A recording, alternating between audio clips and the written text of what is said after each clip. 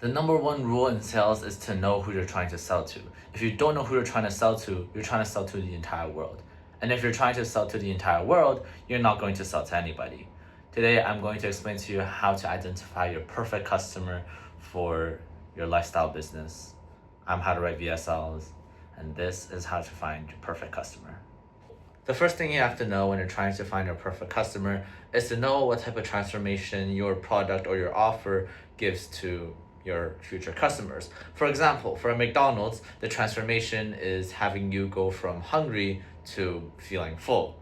For Apple, it's for someone to that doesn't have a phone that can do a lot of things to having a phone that can make a lot of things easier and more accessible. So you have to understand what type of transformation your product actually gives your customer. So obviously with a transformation, there's going to be a current reality, aka them before they buy a product, and a desired outcome, so aka their life after the transformation. So you have to identify what your transformation is. For example, marketing agency, really easy, get more money. Or you're maybe trying to sell a plumbing service, then the transformation is unclogging a toilet. So you have to understand your transformation first, then you work backwards to find out the current reality. And then there are really three things that need transformation. People are either trying to save energy, save time, or save money. Those are really the three things that you're trying to do, or earn money, earn time, or earn energy. So, for example, a marketing agency, you're trying to earn the money. Plumbing, you're trying to save them time by plumbing it themselves, or save them energy as well. Or if you're trying, maybe you're like a coaching service, like a gym coach, then you're trying to give them better energy because they work out, they feel less tired, you know. And with that, if you have your current outcome and your transformation, the desired outcome is pretty easy to figure out.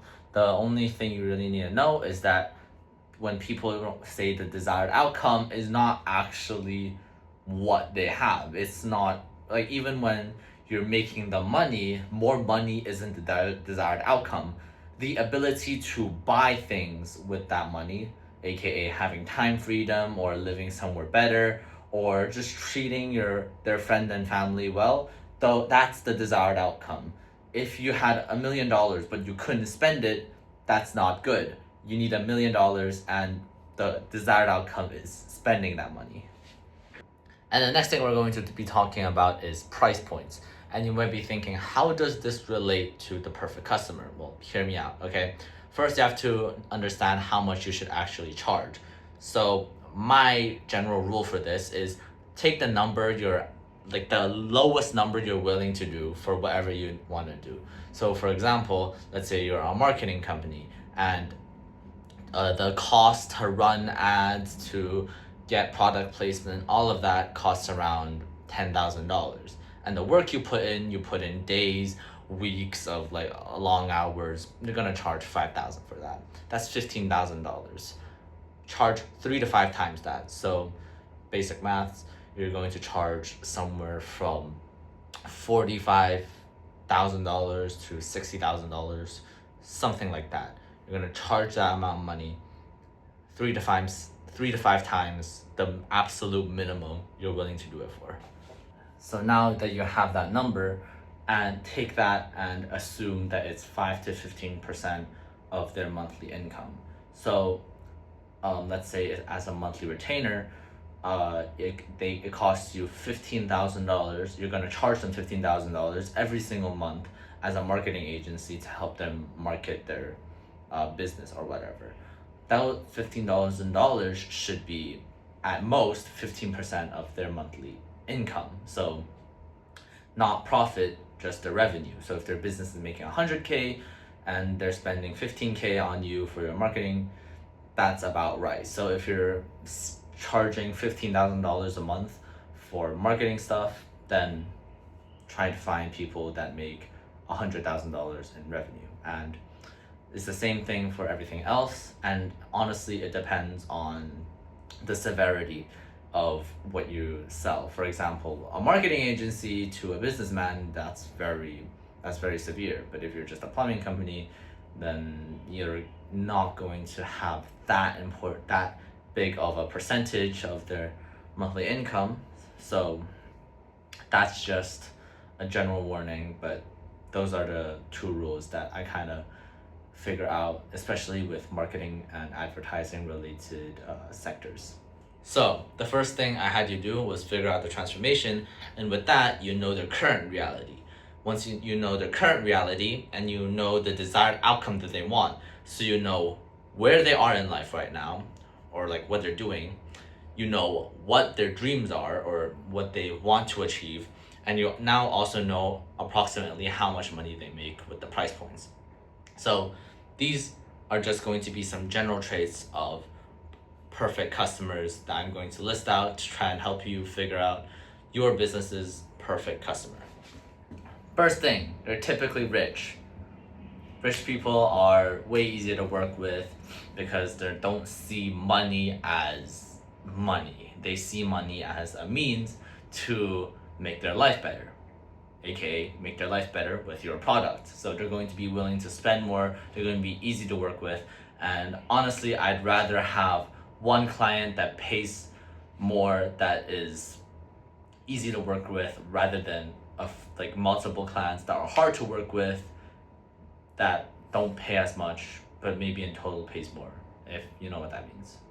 Second thing is that a lot of successful people to work for, they only typically do one thing or are in one niche. So you're never going to find any jack of all trades, because a jack of all trades has their attention and their care split across, let's say, like 10 different sectors. So your impact on their life will only be 10% of their actual life. So you can't really make a big impact. However, if you're a marketing agency for a company and the company is like 70% of that dude's entire life, then you make or break his company, which you make or break 70% of his life, which sounds really bad, but that just means that if you do a good job, you're going to impact him way more than you could otherwise. So one niche, maybe two, but typically one niche is the best way to go. And lastly, as I said, typically want to save time, money, energy, or they want to make time, money, and energy. These three things should be the backbone of your perfect customer. They want to make time, money, energy, or save that. So that's the way to go. That's what everyone's trying to do. So know what you're trying to do. Are you trying to save them money? Are you trying to make them money? Are you trying to save their time? Are you trying to give them energy? If you figure that out, everything's going to be really easy. So that was how you find your perfect customer. Once you understand your perfect customer, you should base all your marketing or copywriting or advertising around that perfect customer, because if you niche down to that perfect customer and you tailor it to them, there's going to be a way higher chance that you're going to sell. The more you niche down, the better your sales are going to be. So I hope you found this video useful. If you want to check out some other videos, check out my channel where I talk about marketing, VSLs, sales pages, all of that. And if you enjoyed this video a little more, like, comment, subscribe, all that shit. Sorry for the cursing. And I hope you have an amazing day. Peace.